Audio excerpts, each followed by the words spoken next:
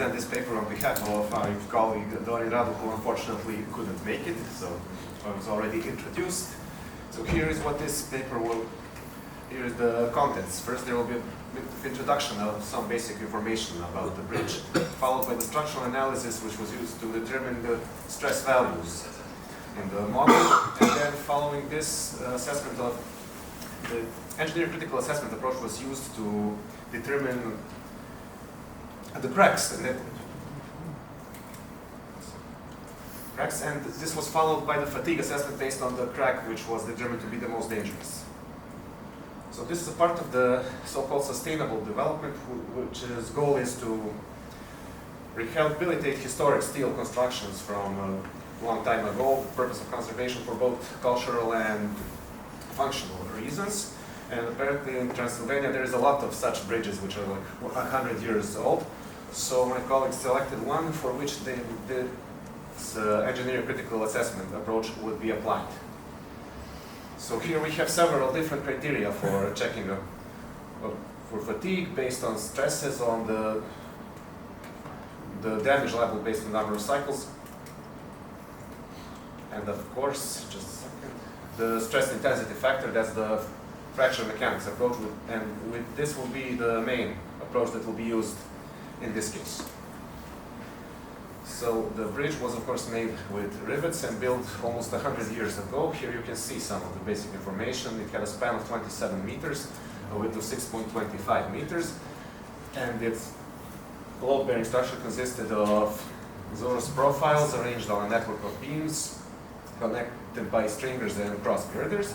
And here you can also see one important parameter based on the Charpy testing. This is the fracture toughness of the material that was used. We will need that later as a material property for the calculations that will be shown. Okay, this was already covered. Structural analysis for stresses, engineering critical assessment for cracks, and then finally the fatigue assessment to determine the remaining life of the bridge. So here you can also see the schematics of all the load-bearing elements and the profiles that were used. And here this is the actual 3D model that was made with one more view of its cross-section. And of course the actual bridge. Here you can also see the riveted connections which were analyzed to see that the bridge is still in a pretty usable condition despite being a century old. So here, this is the part of the calculation where the stresses were determined in each element. Here you can see the values around 135 megapascals, and you can see which of the truss elements and girders were the most critical ones. Here you can also see it in a little bit more detail. So you can see that the critical, for example, these and the lower part of the girders, which is shown in more detail here, and several of these maximum stress values would later be adopted for the cracks to take into account several different scenarios, because crack dimensions like depth and length were varied. So now the engineering critical assessment, the next stage, should be performed during design to ensure the optimal geometry, during fabrication to ensure that the quality of the materials, that there are no defects or something, and during operation service under, of course, exploitation conditions, which could lead to the development of flaws like cracks, and then we reach the structural integrity assessment to first determine if the cracks are acceptable. If they are above a certain limit, depending on the standards, then there is no need to go further. But if it turns out that these cracks are still not of critical length, then we can use fatigue assessment to determine for how much longer the crack will continue to grow until it reaches its critical length. Now, there are several different types of cracks. In this case, we have possibilities of true thickness cracks and embedded cracks, and of course the surface crack, which, given enough time, could easily turn into this. Here there are also you can also see some of the dimensions that we will mention later. We will use different combinations in the analysis. And here there is a useful tool for fracture mechanics, the so-called failure assessment diagram, which can tell us not only if the if our structure is in the safe area or the unsafe above the curve, but also should we expect a brittle fracture? That's what happens when the stress intensity factor exceeds the fracture toughness, or plastic collapse in the case that the reference stresses exceed the yield strength of the material. You can see on each of the axes has the ratios between the stress intensity factors and the stresses for the horizontal. So typically the closer we are to this curve, the bigger the probability of failure. So the stresses are, the real distribution of stresses is then determined, and here you have the formulas for the most commonly used formulas for the stress intensity factor depending on the acting stresses, the crack length, and the y is a geometry parameter which depends on the width and depth of the cracks. So here you can also see the procedure with all of the relevant parameters. This was the yield strength of the material, the steel that was used, and this is its ultimate strength. And the fracture toughness that I had mentioned earlier, and all of the coefficients here, the ones related to thermal stresses were not used because this is not a structure that works on elevated temperatures. So, and here, there were 5 different cases for the cracks which were adopted. So you can see here surface flow near the rivets, in the lower, the upper port, the longitudinal and transversal girders, and the goal was to determine which of these would be the most critical, and for that one, the fatigue would be then calculated. Here you can see the parameters that were adopted. Here you have the dimensions. For all of the 5, you can see that the depth of the crack was different in certain cases, and we should also observe that relative to the hole width, which also was different. So there were several possibilities of where things could go wrong with the structure. And here, based on the previously shown failure analysis diagram, you can see the values. This is for the stress intensity factor, and this is for the stresses, and this is for the stress intensity factors. Which you can also see here in the form of the diagram, which shows, among other things, these 5 points. And here you can see the point at which it will leave the safe zone. It was determined that the crack length that corresponds to this is, the critical crack length was 9.2 millimeters. And this was determined for the SF5 crack, the one I mentioned earlier, the surface flow in the transverse girder. So it had this with the initial crack depth of 5 millimeters. So for the fatigue assessment, of course, the first thing that we needed are the stress ranges, which was a bit complex here because of the dynamic loads to which bridges are typically subjected when different vehicles are moving over them. Of course, the limits of crack growth, which we had already shown in the failure assessment diagram, the fatigue crack growth law, and of course the types and dimensions of the flaw, which we had determined previously. So in order to establish the load spectrum, we need the load spectrum for a given time period, and the load distribution was determined using the probability density function, with the results that were then processed and shown in the form of blocks of stresses with every stress range having its corresponding frequency, which you can also see here, of course, for trucks, buses, for cars, so it is pretty random. So the average values were then determined for the stress range, which you can see we went from 100 to 400 megapascals.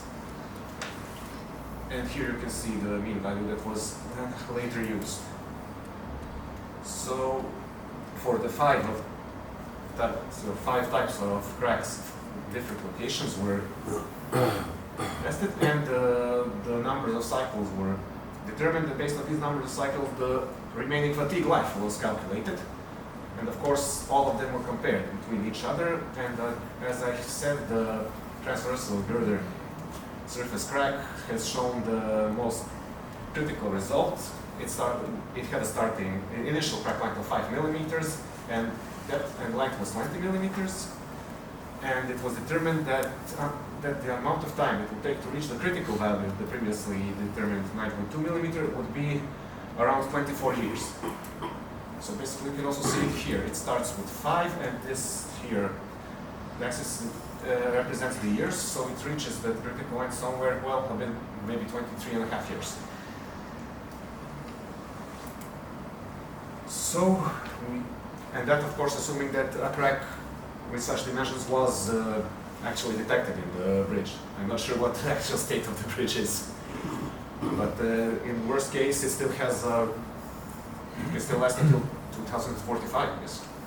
So here, this was the goal of this research was to present the engineer critical assessment methodology on an example using steel road bridges from a century ago, where we detect all of the possible cracks, and then based on the fracture mechanics and approaches, you can determine the critical cracks and then also the fatigue life, and see which of the locations is actually the most critical, so that then it can be maintained or repaired as necessary. And it is a pretty good approach because it combines everything from analytical to fracture mechanics to fatigue calculations, and that is, of course, this can also probably be done for a lot of other defects, not necessarily the cracks that were analyzed here. So, thank you for your attention.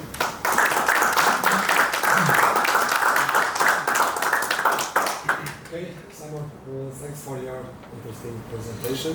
I guess we have, yes, a lot of Thank you for your presentation. I have two questions, if I can. Okay. First is, do you know how many kilograms is the loading from gravity of this bridge? That I don't know.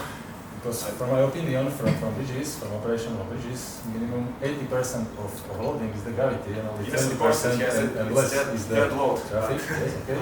And second question, this is very important question, because length is 27 meters. Yes. If I good yes, remember, 27. The traffic loading will be relatively small in the comparison with gravity. Yes, That they did mention that. probably will be not so dangerous. And the second question is, have you obtained the amplitude of stresses for this loading spectra or for this critical I don't have that with me. intensity factor? Have you calculated from model or directly measured? It's possible. I think it was from the numerical models, but we'll have to check that with the first doctor. I'm just standing in for him because he couldn't come, so I don't know all the details. Yes, okay. If it's possible, I strongly recommend you, now exists the technique for measurement directly at the tip of the crack. How is the amplitude of stress? If you know this information, is more better the yes, SS. of course, it's always better to check everything on site. That's yes. the most realistic version. Because model is nice, but reality, geometrical, not imperfection. Yes, material imperfections especially. Yes, okay. It's a good thing it wasn't welded. Thank you. Okay, we have more questions. Thank you for your presentation. You showed us some characteristics of the material, tensile strength, and also fracture toughness. Yeah. Could you determine these parameters on the material of the bridge, or did you take some other material which is quite similar? I think the ones for the steel are literature date. I don't think they were determined from the bridge itself, but I have to check. And did you also include some scaling of the parameters?